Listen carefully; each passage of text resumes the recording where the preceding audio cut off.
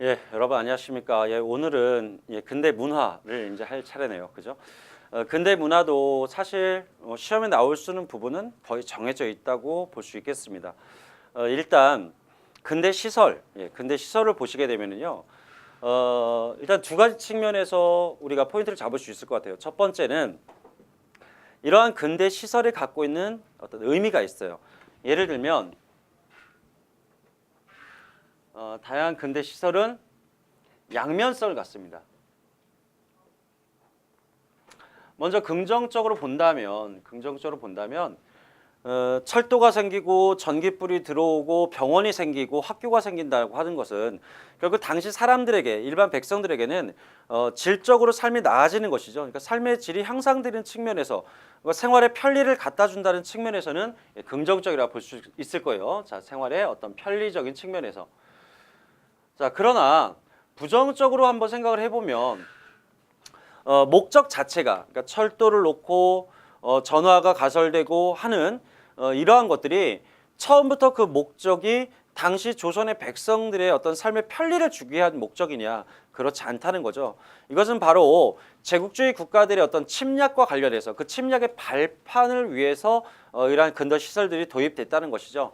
따라서 부정적인 측면에서 보면 어떤 일제의 어떤 제국주의 국가에 의한 어떤 침략의 목적을 두고 만들어졌다. 그래서 의병 활동 중에 한 부분이 바로 이런 근대 시설을 파괴하는 것도 하나의 전략으로 수행된 적이 있습니다. 예를 들면 의병들이 전신주를 뽑는다거나 어떤 철도의 침목을 뽑아버린다거나, 자, 이러한 것들이 왜 당시 의병들이 그러한 활동을 했을까? 바로 제국주의 국가들의 침략이라는 것을 인식했기 때문에, 그것을 알았기 때문에 그러한 행위를 했겠죠. 자, 또 하나는 이러한 근대 시설이 시험에 나올 때는요, 실제로 연도가 대단히 중요하다는 거예요. 연도가. 왜냐하면 명동성당이 처음 설립되었을 당시 또는 어떤 외국인이 언제 들어와서 또 어떤 건물이 지어지는 모습을 보고 또 그것이 지어지고 난 다음에 예를 들면 독립문이 세워지는 걸 보고 그 이듬해에 떠났다. 그럼 이 외국인이 볼 수 없었던 것은 뭐 이런 식으로 문제가 될 수 있다는 거죠. 따라서 어느 정도 상징적인 건물이나 시설들은 이 연도를 반드시 확인해 두셔야 된다는 거. 사실 이건 역사적으로 보면 큰 의미는 없어요. 큰 의미는 없는데 오히려 이런 문제가 별 의미도 없는 이런 문제가 시험에 출제됐을 때 실제로 난이도가 올라갈 수 있다는 거예요. 연도를 외우지 못했을 때는 이 문제를 풀 수조차 없기 때문에, 따라서 좀 안타깝지만 근대 시설과 관련해서는 연도를 조금 알아둘 필요가 있다는 거고요. 두 번째는 바로 민족운동입니다. 일종의 국학운동이죠. 크게 두 가지 측면을 봤을 때 우리의 국어운동이라든가 우리의 국사, 우리말과 우리 역사라고 하는 것은 실제로 우리 민족을 상징하는 거죠. 따라서 국권 침탈기에 우리 언어를 연구하고 우리 역사를 연구하는 것 자체가 민족의식을 높임으로써 애국심을 고양하고 이것을 바탕으로 이민족의 침략을 막겠다고 하는 일종의 어떤 애국과 민족의식의 고양이라는 목적을 둔 운동이라고 볼 수가 있겠습니다. 예를 들면 이 국어는 주시경 선생님이 만들었던 국문연구소, 그리고 이 국문연구소는 나중에 조선어 연구회로 바뀌게 되죠. 1921년에. 그리고 이 조선어 연구회는 다시 1931년에 조선어 학회로 또 개칭이 됩니다. 그래서 국문연구소의 업적과 조선어 연구회, 조선어 어학회 업적을 각각 구분하는 것, 이게 이제 핵심이라고 볼 수가 있겠고요. 그 다음에 국사 같은 경우는 대표적인 인물이 두 분이 있어요. 한 분은 신채호, 또 한 분은 박은식이죠. 자, 이 두 분을 중심으로 해서 전개되었던 일제강점기 이전의 역사 연구를 우리가 애국계몽 사학이라고 합니다. 물론 일제강점기 이후에는 이 두 분이 지속적으로 역사 연구를 진행해 왔고 그 시기에는 이제 민족주의 사학이라고 불립니다. 그러니까 일제강점기는 민족주의 사학이 있고 사회 경제 사학이 있고 실증주의 사학이 있고 그다음에 신민족주의 조선어 운동, 조선학 운동을 했던 신민족주의 사학이 있는데 그 이전에 국권 침탈 이전에 이들의 어떤 역사 연구를 애국계몽 사학이라고 따로 명명을 합니다. 애국계몽 예, 애국계몽 사학. 자, 그리고 이제 세 번째로 이번 시간에 살펴본 것 중에 하나가 문예운동이에요. 문예운동. 근데 이 문예운동이야말로 실제로 그렇게 큰 의미는 없어요. 예를 들어서 개화기부터 국권 침탈기에 이 쓰여졌던 새로운 어떤 소설들, 기존의 이 고전 소설하고는 어떤 다른 어떤 형식을 갖추고, 물론 권선징악이라든가 이러한 측면에서 스토리상으로는 큰 변화가 없었지만 목적 자체가 국민들의 어떤 계몽을 위한 근대적 합리주의와 과학 정신을 일깨우고 어떤 미신을 타파하고 남녀 평등을 부르짖는, 물론 그 과정에서 뭐 혈연우라든가 자유종이라든가 또는 사회 비판적인 어떤 사상을 담고 있었던 안국선의 금수회의록이라든가 이러한 신소설들을 보면 어떤 일제의 침략 행위에 대해서는 그 이면을 간파하지 못하고 그들을 좀 긍정적으로 바라본다, 긍정적인 시선으로 바라본다라는 한계점은 가지고 있지만 기존의 소설과 좀 달라진 측면에서 이제 신소설, 그리고 뭐 신채시라든가 뭐 이러한 것들이 있죠. 자, 이러한 것들도 간단히만 살펴보면 될 것 같아요. 그래서 제가 이번 시간에서 강조하고 싶은 거는 첫째, 근대 시설이 갖고 있는 양면성, 두 번째는 다양한 시설물들의 어떤 설립 연도 좀 체크해 두셔야 되고요. 그리고 가장 중요한 것은 바로 민족, 국학운동에서 이 국사연구와 관련된 신채호 박은쌤의 업적을 중심으로 간단히 정리하시면 될 것 같습니다. 자, 그러면 한번 교재를 보도록 할게요. 자, 근대 과학기술의 수용. 이미 흥선대원군 때요, 병인양요와 신미양요를 겪으면서 비록 우리가 승리를 거뒀다, 그들이 퇴각을 했으니까, 하지만 이 서양의 쇠로 만든 철선, 그리고 서양의 발달된 신식 무기를 이미 눈으로 목격을 했습니다. 경험을 했죠. 그래서 대원군 때는 이 서양의 과학기술이라고 하는 데서 특히 한 부분, 바로 근대 무기, 이 무기에는 어느 정도 관심을 가졌고 실제로 철선을 만들려고 했지만 실패를 하게 됩니다. 대원군 이후에는 결국 두 개의 세력으로 나눠졌었죠. 바로 온건계화파와 급진계화파로 나눠져서 이들이 각각 서양의 발달의 어떤 기술을 도입하자, 그리고 이들은 기술뿐만 아니라 그들이 갖고 있는 여러 가지 제도라든가 특히 정치적인 어떤 체제, 뭐 이러한 부분을 함께 도입하자고 하는 측면에서 각각 우리가 이들을 동도서기, 이들을 문명개화론이라고 나눴었는데 그러한 부분에서 한번 살펴보시면 될 것 같습니다. 예, 한번 볼까요? 자, 여기 보시면 개양 이후에 권력을 잡고 있었던 건 민씨 세력이었고, 이 민씨 세력과 결탁이 돼 있었던 건 온건개화파들이었죠. 김홍집을 중심으로 하는. 그래서 이 온건개화파들이 바로 이들의 입장이었던 동도 서기론 입장을 바탕으로 바로 개화 정책을 추진을 했었죠. 뭐 통리기무화문을 설치했었고 방문국이라든가 이런 근대 시설들을 만들기도 했습니다. 자, 1880년대에 바로 이러한 근대 시술을 도입하기 위해서 외국에 많은 이 사절단을 파견하기도 했었죠. 예를 들어 청나라의 영선사, 그리고 일본에는 1876년에 수신사 1차를 보냈고 80년에 2차를 보냈고 그 이후에는 조사 시찰단, 그리고 미국에는 보빙사를 보냈었죠. 바로 이들이 돌아와서 바로 근대 시설물들을 집중적으로 만들기 시작을 했었죠. 뿐만 아니라 외국 기술자들을 초빙해서 서양 기술을 적극적으로 도입하고자 하는 그런 시기이기도 했습니다.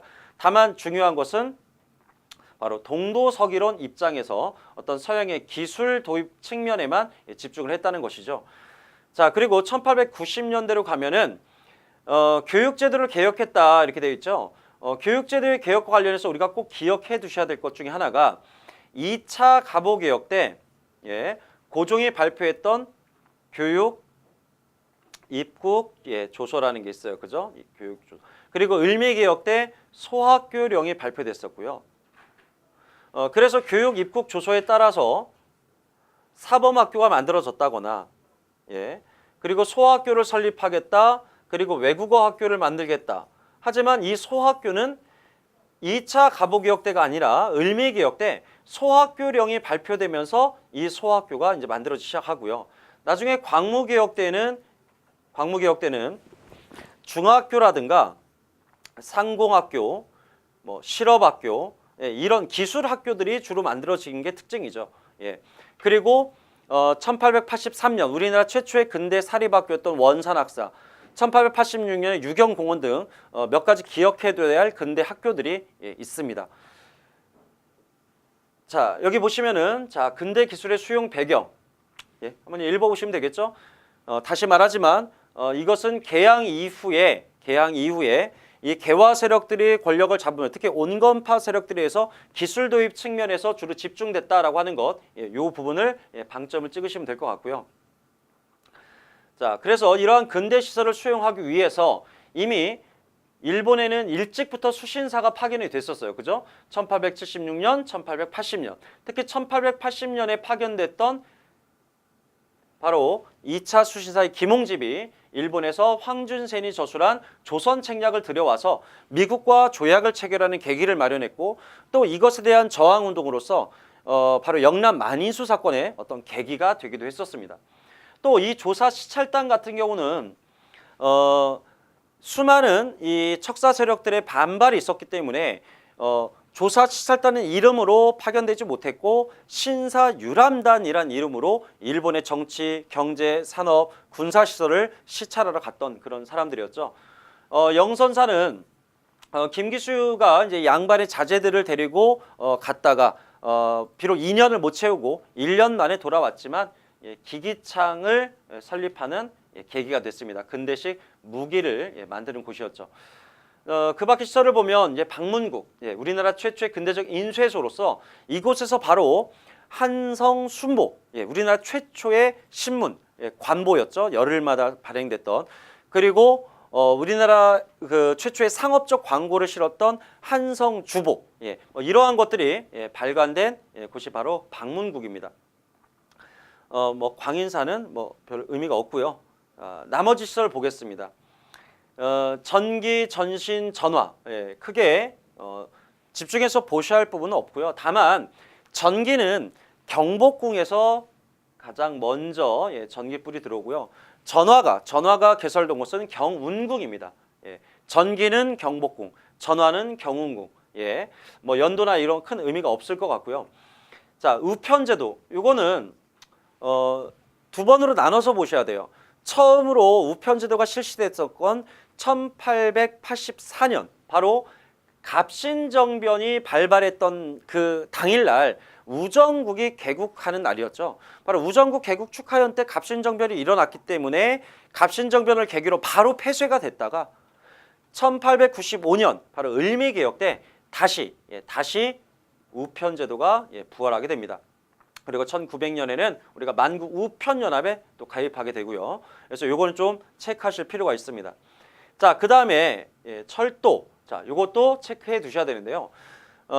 경인선. 경인선이 바로 미국이 철도 부설권을 갖고 있다가 나중에 일본이 그걸 매입하게 됐는데 우리나라 최초의 철도입니다. 우리나라 최초의 철도고요. 연도는 1899년입니다. 1899년. 기억해 두셔야 되고요.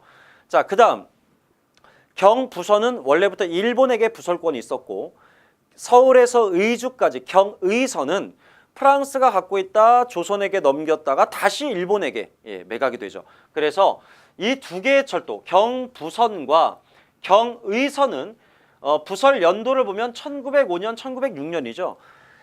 그 이전에 이미 일본은 이 경부선과 경의선 철도 부설권을 갖고 있었지만 1905년에 1904년부터 사실은 집중적으로 철도를 부설하기 시작해요.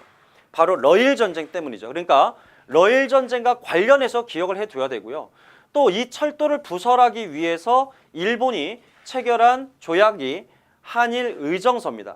이 한일의정서에 바로 철도를 놓기 위한 철도 부설지를 일본이 제한 없이 사용한다는, 그래서 철도 부지를 약탈하게 되는 토지 약탈과 관련이 있기 때문에 꼭 기억을 해 두셔야 되고요.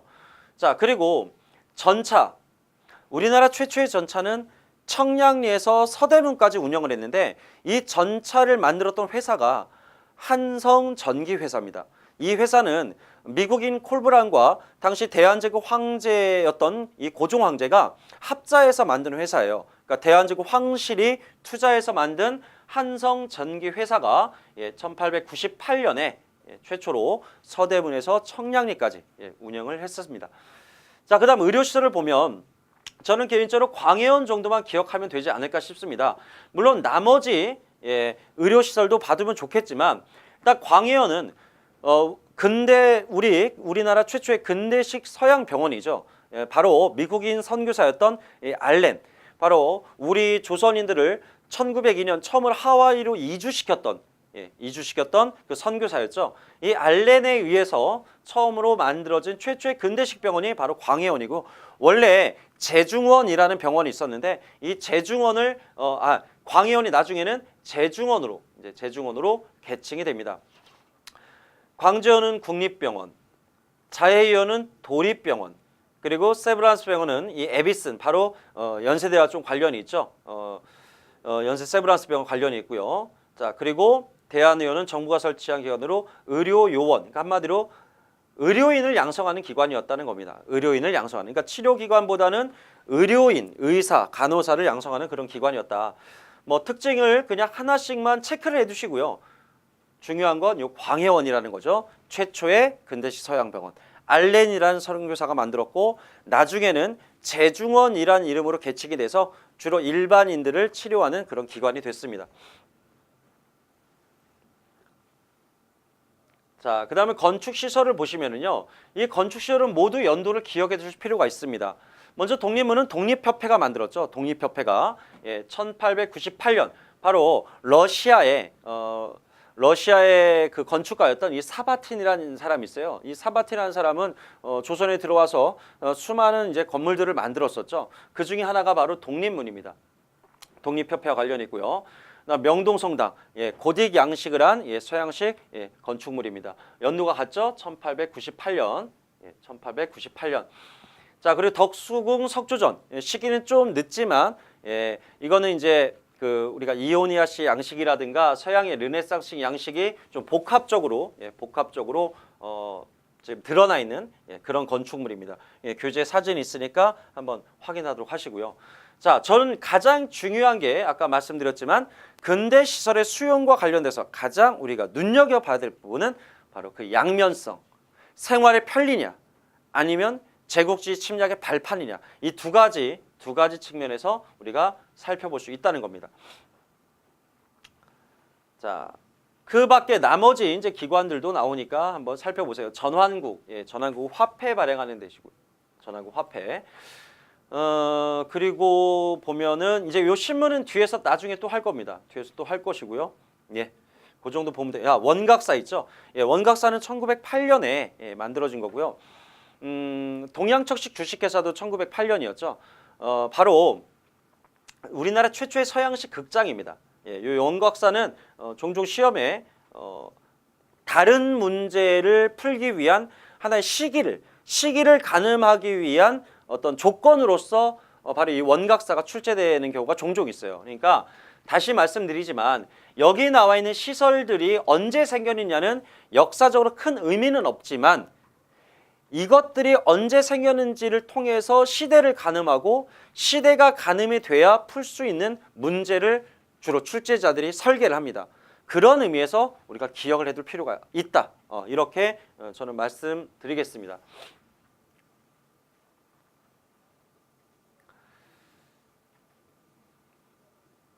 자, 다음 근대 교육입니다. 근대 교육. 원산. 자, 원산이 어디입니까? 우리 강화도 조약 조1 수호조규에 따라서 개항된 곳이 부산, 인천, 제물포 그리고 원산이죠. 개항장 중에 하나입니다. 따라서 외국 상인들이 빈번하게 드나들던 곳이고요. 이곳에서 장사하던 이제 상인들은 근대 문물에 좀 다른 지역 사람보다 좀 밝겠죠. 따라서 원산 지역에 덕원이라는 마을이 있고요. 이 덕원 지역의 상인들이 사비를 모아서 만든 사립학교입니다. 1883년 최초의 사립학교고요. 특히 이곳에서는 근대 학문과 함께 무술 교육도 함께 했다는 측면에서 좀 의미가 있습니다. 자, 그리고 동문학은 학교가 아닙니다. 동문학은 영어 강습소예요.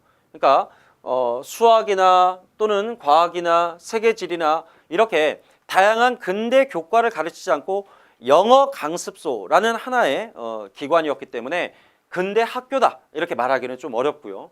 자, 유경공원. 자, 유경공원은 바로 헐버트라는 외국 교사를 초빙해서 만들었는데, 이 헐버트는 원래 선교사였죠. 이 헐버트는 나중에 그 고종 황제가 을사늑약의 부당함을 알리기 위해서 미국의 특사를 파견했던 그런 인물이기도 합니다.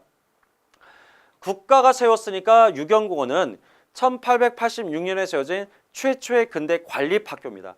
자, 구분하세요. 원산학사가 83년, 유경공원이 86년인데 원산학사는 최초의 근대 사립학교고 유경공원은 최초의 근대 관립학교입니다. 여기 나와 있지 않은 것 중에 또 연무학교라는 게 있어요. 연무학교. 연무학교라는 건 뭐냐면 그 별기군 있죠. 우리 신식군대. 이 별기군이 이모군란을 계기로 이제 폐지가 됐죠. 그리고 그 이후에 광무개혁 시기에 이 고종 황제가 장교, 군 장교를 양성할 목적으로 만들었던 일종의 사관학교입니다. 그것을 우리 연무학교 이렇게 부르죠. 자, 그 다음에 근대적 교육 제도. 이건 아까 제가 초반에 말씀드렸어요. 그죠? 가보교육대 학무하문의 설치, 뭐 이거는 큰 의미가 없고요. 다만 이 아문이라는 말을 통해서 우리가 알 수 있겠죠. 왜냐하면 가보개혁 때 6조가 8아문이 됐었죠. 1차 가보개혁 때 8아문.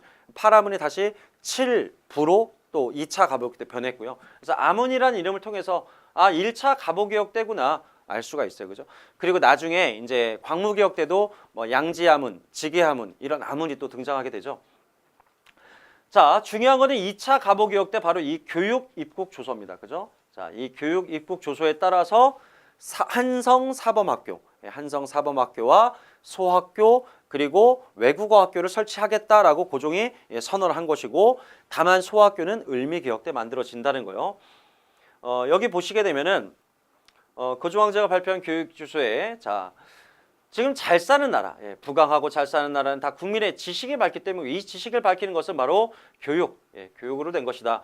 교육은 실로 국가를 보존하는 근본이다. 이제 지문, 그래서 지문이 이제 고종이 되겠죠. 아직 이것이 발표될 때는 가보개혁 때니까 대한제국이 아니에요, 그죠? 고종 왕이죠.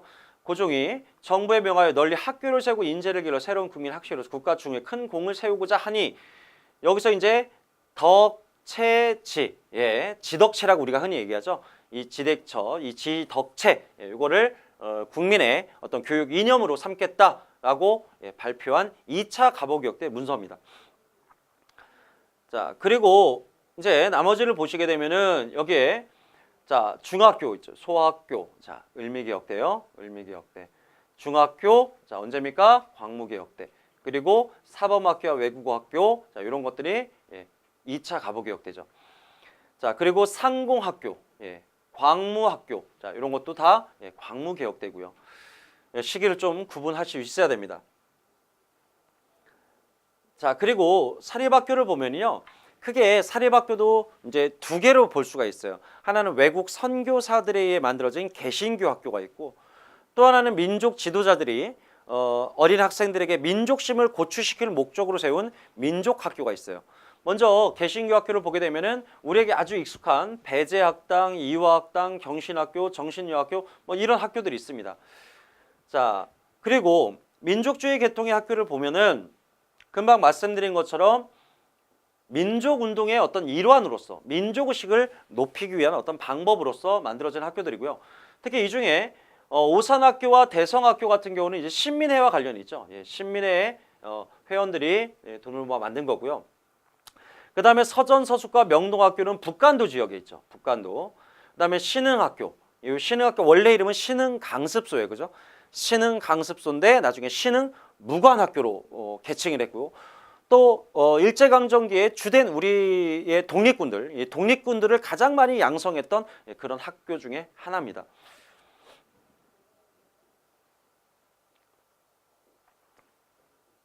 자, 그리고 대한자강회, 신민회, 바로 애국계몽 단체들이죠.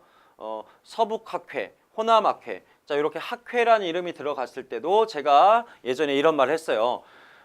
보통 의병운동 계열과 무장독립 계열과 애국계몽 계열이 있는데 요 애국계몽 운동은 대체로 교육과 언론과 산업활동과 관련이 있는 실력 양성 운동이다. 따라서 이러한 아까 말했던 대성학교, 오산학교 같은 학교를 세운다거나 또는 언론기관 또는 이러한 학회 모두 애국계몽 계열이라고 하는 분류체계상 자, 애국계몽 계열이라는 것을 반드시 기억해둘 필요가 있겠습니다.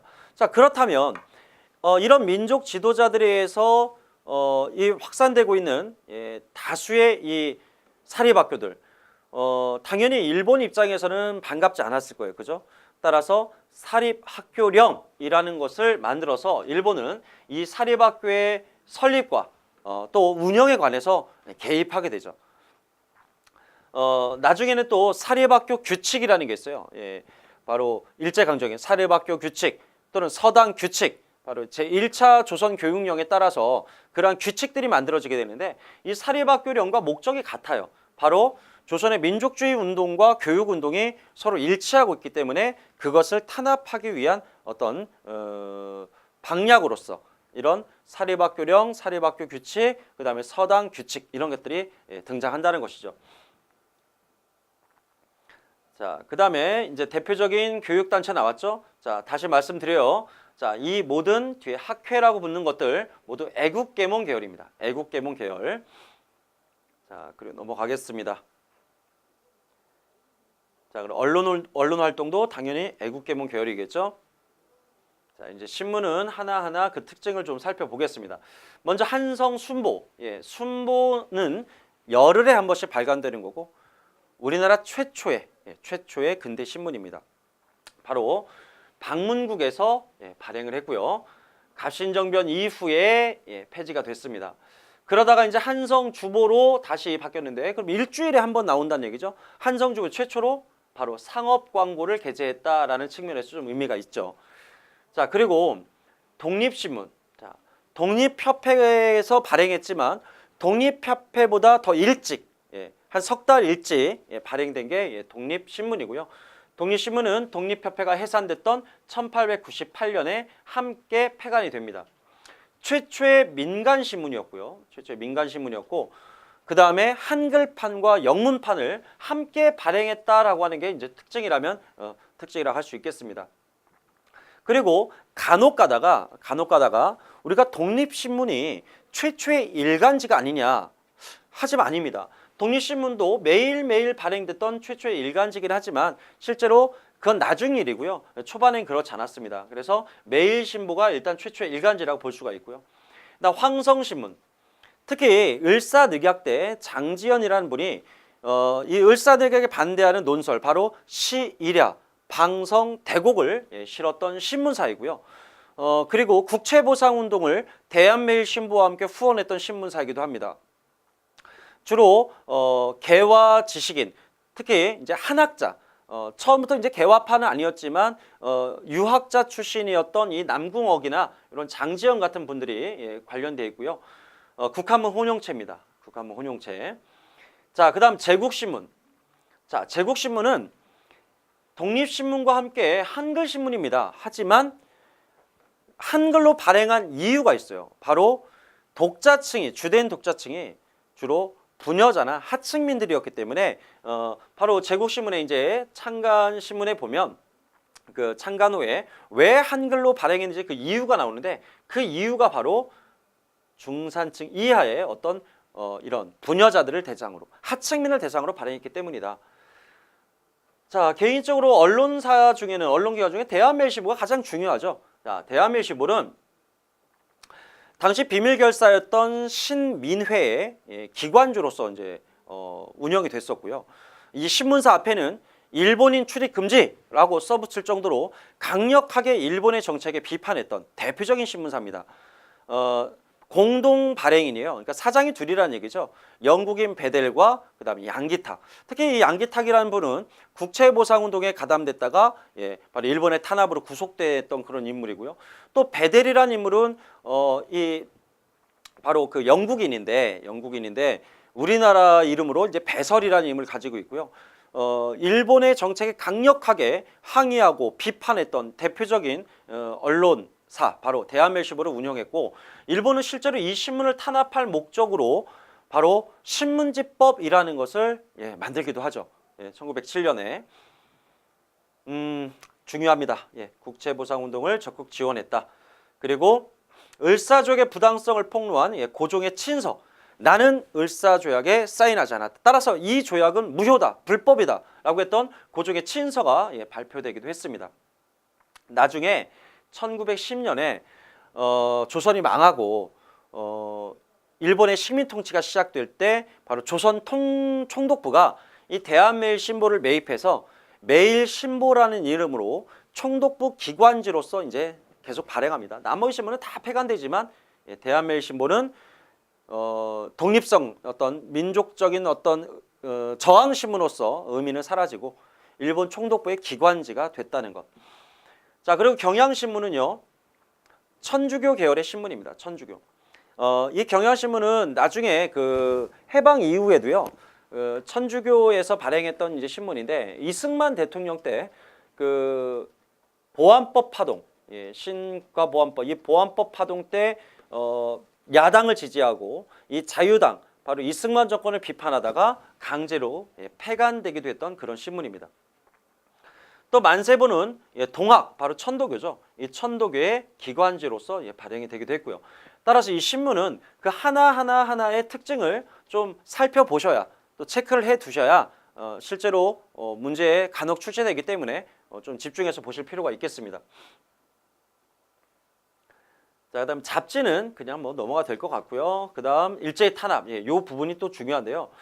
이미 우리가 한일 합방에 관한 조약에서 조선이 망하게 된 건 1910년이지만 이미 그 이전에 1900년 후반이 되면 이미 어느 정도 일본에 의해서 조선은 보호국이 됐고요. 1905년 을사늑약으로 사실상 보호국이 된 거죠. 그래서 그 이후에 통감부의 통제를 받기 시작하면서 조선인들의 언론, 어떤 교육, 그 다음에 집회, 결사, 한마디로 정치 활동이 제한을 받기 시작했습니다. 이미 일제강점기 이전부터. 바로 그것을 위한 법들이죠. 일본이 조선인들의 어떤 민족 활동을 제한할 목적으로 만든 것들. 첫째, 신문지법. 바로 언론과 출판의 자유를 억압하기 위한 목적이었고 특히 대한매일신보를 탄압할 목적이었다. 자, 보안법. 보안법을 보면 결사와 정치 집회 불법이 됩니다. 결사는 조직을 구성할, 조직을 만들 자유죠. 조직 없이 뭘 하겠습니까? 그죠? 개별적인 운동은 한계가 있으니까. 따라서 조직을 만들 수 없고 정치 집회를 할 수 없다는 건 조선인들의 정치 활동을 사실상 금지한 것이다. 이렇게 볼 수가 있고요. 그 다음 출판법.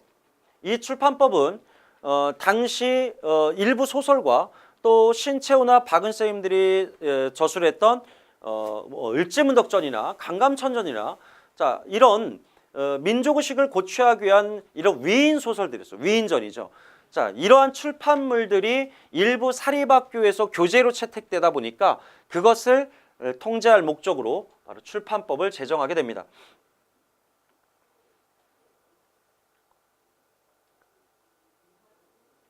자, 그다음 국학운동이죠. 제가 예전에 이런 말을 한 적이 있습니다. 이 국학이라고 하는 것은 항상 우리 민족의 어떤 위기에 처해 있을 때 특히나 민족의식이 높아지면서 나타나는 현상이 바로 국학연구운동입니다. 예를 들면 13세기 몽고가 침략했을 때 바로 민족의식이 높아지면서 제왕운기나 동명왕편, 삼국유사 이러한 이 역사서들이 등장한 적이 있었죠. 그리고 조선 후기에는 이런 성리학적 사관, 중국 중심의 중화 사상을 탈피한 일부 실학자들이 바로 국학운동을 전개를 했었고요. 그리고 일제의 침략이 본격화된 시점에서도 또 한 번 이러한 국학운동이 전개됩니다. 그럼 이러한 국학운동 목적이 뭐겠습니까? 바로 민족운동이죠. 민족의식을 높이고자 하는 운동이라는 겁니다.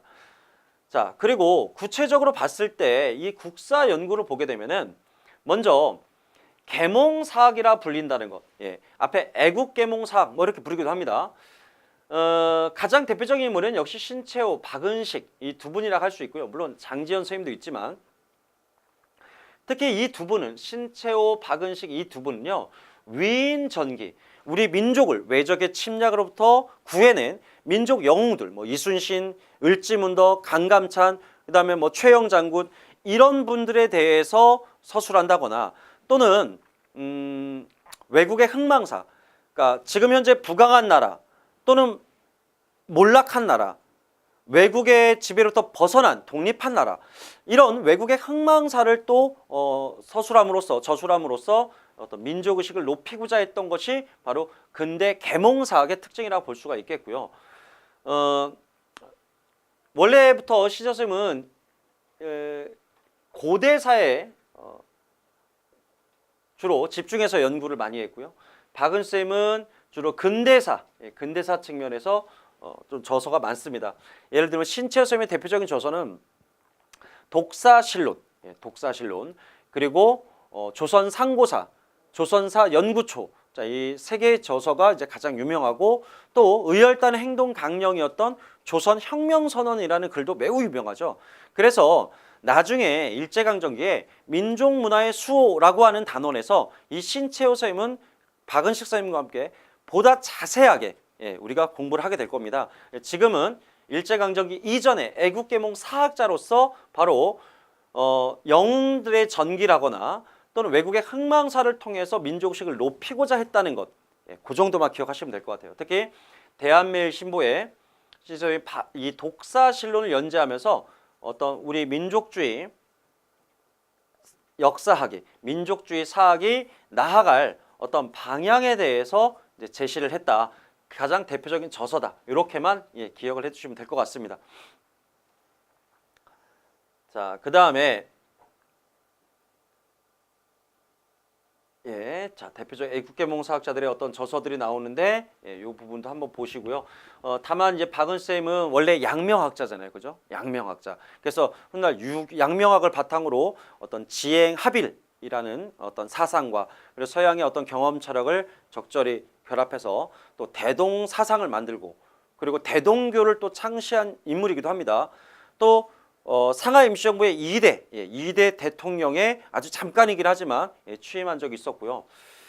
양명학자다 보니까 왕양명, 바로 양명학의 집대장인 왕양명 실기, 연개소문, 안중근전. 그러니까 이순신전, 을지문덕전, 연개소문전, 안중근전 이런 위인 전기들을 많이 저술했다는 거죠. 구분해 하셔야 됩니다. 신채와 박은쌤의 저서를 가장 많이 나오는 두 분이니까 비교를 하셔야 되고요. 그 다음에 여기 보시면 최남선, 박은식. 이 최남선이라는 분은 3.1운동 당시에 기미독립선언문으로 알려지는 우리 독립선언문을 작성한 인물이지만 1920년대에 이제 그 타협적 민족주의자가 되면서 한마디로 친일파로 이제 변절을 했죠. 그래서 해방 이후에 반민족 행위 특별조사위원회에 이제 체포돼서 구속당하기도 했던 그런 인물 중에 하나인데 이 박은식 선생님과 함께 조선광문회라는 걸 조직해서 조선 후기에 저술된 역사서 바로 고전을 연구했던 그런 단체이기도 합니다. 조선광문회. 자, 요 천남선이라는 분도 다시 한번 말씀드리지만 불합문화론과 관련해서 나중에 또 나오니까 그때 한번 다시 정리하겠습니다.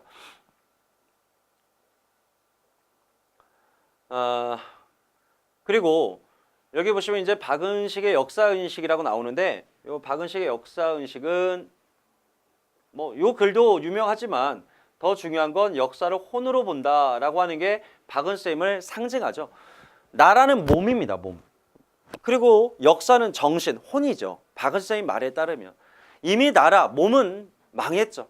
빼앗겼습니다. 하지만 우리가 혼, 정신만 간직한다면 얼마든지 나라를 되살릴 수 있고 부활시킬 수 있다라고 언급했던 분이기도 합니다.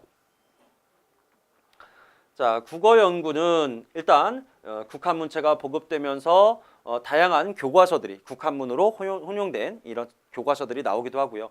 또 서유견문 누굽니까? 유길준이죠. 유길준이라는 분은 보빙사로 이제 파견됐다가 미국에서 잠시 유학 생활하고 유럽까지 견문하고 돌아온 적이 있었죠.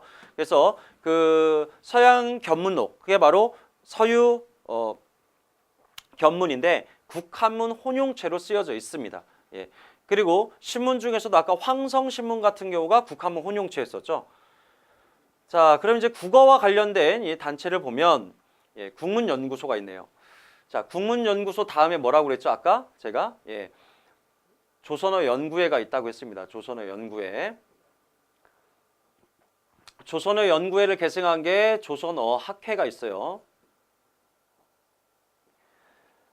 국문연구소 같은 경우는 국문연구소는 주시경, 주시경 선생님이 주로 집중적으로 우리나라의 한글 어떤 문법 체계를 만든 분. 그러니까 처음으로 한글이라고 하는 우리 글을 좀 체계화시킨 인물. 그분이 바로 주시경 선생님입니다. 하지만 너무 젊은 나이에 이제 돌아가셨고요. 1921년에 이 국문연구소를 계승한 것이 바로 조선어 연구회인데요. 이 조선어 연구회의 업적은 예를 들면 지금 한글날에 해당되는 10월 9일이 한글날이죠. 바로 각야날을 제정하기도 했고요. 각야날. 그리고 한글이라고 하는 어떤 잡지를 발행하기도 했던 그런 기관입니다. 조선어학회는 1931년에 조선어 연구회를 계승한 단체로서 한글 맞춤법 통일안, 우리 맞춤법 통일안을 마련하기도 했고요. 그리고 가장 중요한 우리말 큰 사전, 우리말 큰 사전을 편찬 준비 계획했으나 1942년에 이제 일본에 의해서 조선어 사용이 금지가 됐었죠. 민족말살 통치기에. 그때 우리말 큰 사전을 편찬하기 위해서 말모의 작전이라는 걸 전개하다가 결국 해산됐습니다. 이걸 우리가 조선어학회 사건이라고 하는데요. 이 조선어학회 사건 때문에 어렵게 준비했던 우리말 큰 사전을 미처 발행하지 못하고요. 나중에 해방 이후 조선어학회를 계승했던 한글 학회에 의해서 바로 우리말 큰 사전이 편찬, 완성이 됩니다. 요 정도까지 보시면 될 것 같고요. 자, 이렇게 해서 우리가 국학운동까지 살펴봤습니다. 이제 그 다음은 바로 개화기의 문예 활동인데요. 이 문예와 종교 활동, 문예 활동보다는 종교 활동을 좀 더 눈여겨보시는 게 좋을 것 같습니다. 종교 활동을. 자, 신소설 보겠습니다. 자, 신소설은 아까도 제가 말씀드렸지만 뭐 이광수의 무정, 흑, 뭐 최초의 신소설인 혈의누라든가 이해종의 자유조라든가 안국선의 금수회의록 뭐 이런 소설들인데 대체로 그 형식은 크게 그 고전소를 벗어나지 못했다. 그러나 내용적인 측면에서 어떤 민중을 계몽하고자 하는 하지만 이들이 그 계몽을 하는 데 있어서 이들이 중시했던 사상이 서양의 어떤 과학과 합리적인 정신은 강조하되 또 일본의 어떤 침략성을 미처 간파하지 못하고 그들의 어떤 을 미화하는 그러한 내용들이 일부 있긴 하지만 어떤 전통 사상에 대한 비판과 그리고 남녀 평등과 위생의 개선이라든가 이러한 측면에서 우리가 신소설이라고 이제 이름을 붙이게 되죠. 언문일치의 문장을 사용했다는 것도 이제 특징이고요. 하지만 아직 옛 고전소설의 틀에서는 크게 벗어나지 못했다.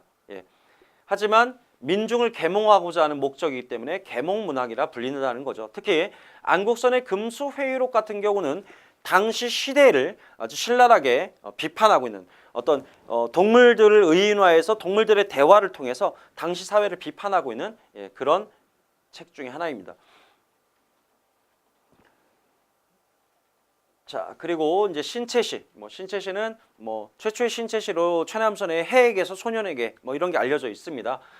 천이당 시화라는 것도 있지만 이건 한번 그냥 읽어보시면 될 것 같고요. 또 번역 문학도 시기만 알아두시면 돼요. 신소설이 한참 만들어질 때, 쓰여질 때, 개화기 때 바로 외국 소설들이 번역되고 성경 또는 철로역정 또는 이솝 이야기, 로빈슨 크루소 이런 것들이 번역돼서 이제 소개되는 시기다. 시기만 일치시키면 될 것 같습니다. 따라서 의의와 한계를 보면 제가 아까 말씀드렸지만 어떤 근대적 사고를 함양시킨다라는 측면에서는 의미가 있다.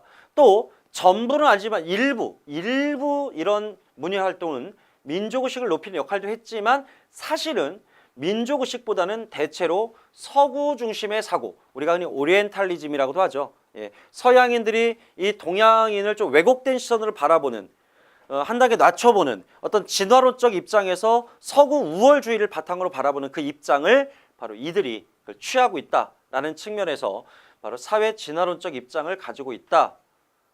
그런 면에서 좀 부정적이라 볼 수도 있겠죠.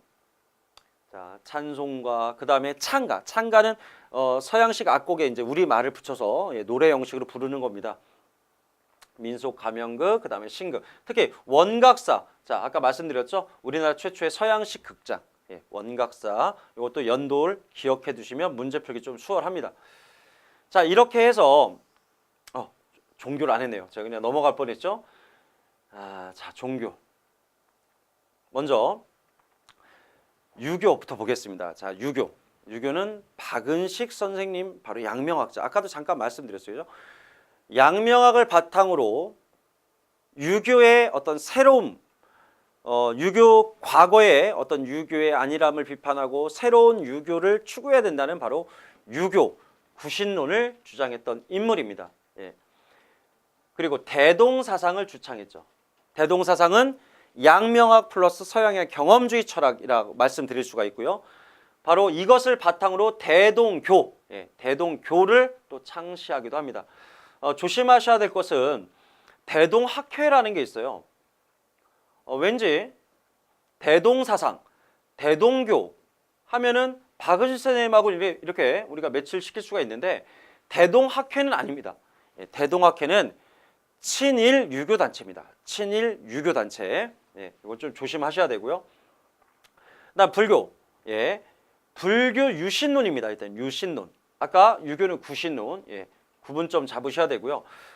나중에 이제 통감부 시절부터 불교는 지속적으로 탄압을 받아왔지만 나중에 일제강점기에 이제 조선 총독은요. 사찰령이라는 걸 발표합니다. 사찰령이라는 걸 발표해서 조선의 모든 사찰, 아마 우리가 흔히 절 있죠. 절, 사원, 절.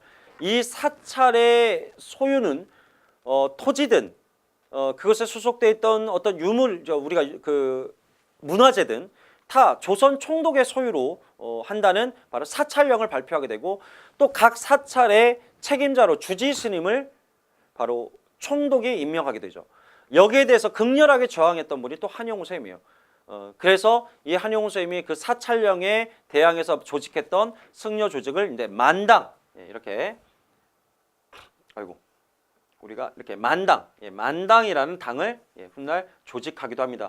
그리고 3.1운동 당시 민족 지도자 33명 중에 유일한 불교 지도자가 바로 한용운이었죠.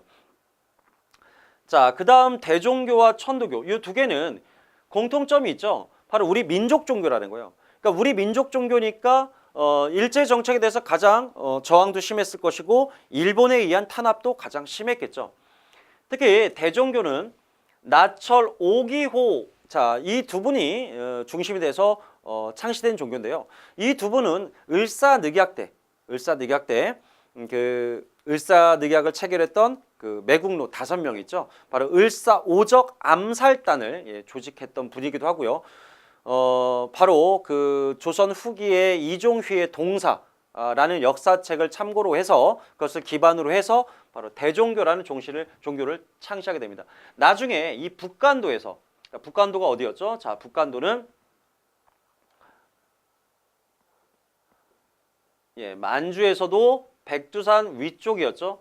자, 이 북간도 지역을 대표하는 무장단체 조직이 중광단이었고 이 중광단이 바로 대종교 단체입니다. 그리고 중광단 산하의 군사 조직이 바로 북로군정서군이고 이 북로군정서군이 청산리 대첩의 주력 부대이기도 합니다. 바로 김좌진 장군이 이끌었던 부대이기도 하죠. 반드시 기억해 두셔야 됩니다. 자, 별표하겠습니다. 자, 그리고 천도교를 왜 개칭하게 됐냐면요. 원래 동학이잖아요. 근데 동학을 왜 천도교로 굳이 바꿨느냐.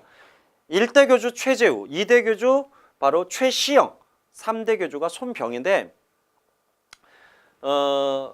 이 동학의 간부였던 이용구라는 사람이 있어요. 이용구. 근데 이용구는 친일파예요. 이 이용구가 이끌었던 단체 조직이 바로 일진회고, 이 일진회는 일본 의회로 하여금 우리가 그 을사늑약을 체결하도록 청원을 했고요. 나중에 한일합방 조약을 체결할 때 강제로 일본이 우리를 병합한 게 아니라 조선인들의 요구를 우리가 수락한 것이다라고 하는 바로 일진의 요구, 바로 일진회를 이끌었던 대표적인 인물이 이용구인데, 이용구가 바로 동학의 간부였다는 거죠. 그래서 동학 교도들 중에 친일파가 있으니까 그 친일파 동학 교도들과 구분짓기 위해서 3대 교주 손병희가 천도교로 이름을 개칭을 했던 것이죠. 그리고 천도교는 그 아까 우리 언론을 보면 천도교의 기관지로서 만세보를 발행하기도 했었습니다. 또 나중에 일제강점기에는요, 3.1운동을 주도했던 종교가 바로 천도교입니다. 또한 제2의 3.1운동, 그리고 소년운동, 우리가 방정환 하면은 방정환이 천도교 간부였죠. 그래서 자, 다시 말씀드리면 3.1운동, 제2의 3.1운동 준비, 그리고 소년운동까지 모두 천도교와 관련이 있습니다. 자, 그리고 천주교와 개신교는 이제 외래 종교죠. 둘 다 공통적으로 어떤 의료, 병원을 짓는다거나 또는 학교를 짓는다거나 이런 사회 사업을 주력으로 합니다. 하지만 천주교는 한 가지 특징이 있는데요. 이런 사회 사업 외에 바로 무장 독립운동을 훗날 주도한다는 거죠. 주도한다기보다 무장운동 조직도 존재한다는 거예요. 천주교에는 바로 의민단이라고 합니다. 자, 여러 가지 사회 사업을 주력으로 어떤 활동을 펼쳤지만 일제강점기에 의민단이라고 하는 무장단체도 존재했음을 반드시 기억해 둬야 되고요. 또 개신교도 의료, 교육, 문화 사업을 주로 전개했지만 나중에 일제강점기 때 신사참배 거부 운동을 주도하면서 개신교가 또 아주 강력한 탄압을 또 받게 됩니다. 신사참배 거부 운동 때문에. 자, 그래서 일본은 이런 다양한 종교 활동이 결국 민족 운동으로 발전을 했기 때문에 어용단체, 바로 친일적 단체들을 이제 만들게 되죠. 그러니까 친일 유교단체, 친일 기독교, 친일 불교단체로서 대동학회, 동양전도관, 본원사 뭐 이런 것들이 존재하기도 합니다. 이것은 일본이 일제강점기에도 지속적으로 사용했던 우리 민족운동의 분열과 관련이 있습니다. 그렇죠? 민족운동, 독립운동을 하는 세력들 사이에 일부 친일파들을 심어놓거나 친일 조직을 만들면서 우리 세력을 분열하고자 하는 그런 일본의 어떤 전략 중에 하나이기도 합니다. 자, 이렇게 해서 근대 문화를 정리를 마쳤고요. 자, 이제 우리 다음 시간에는 뭘 하게 되는지 한번 볼까요? 자, 다음 시간에는 이제 본격적인 일제강점기의 우리의 실현입니다.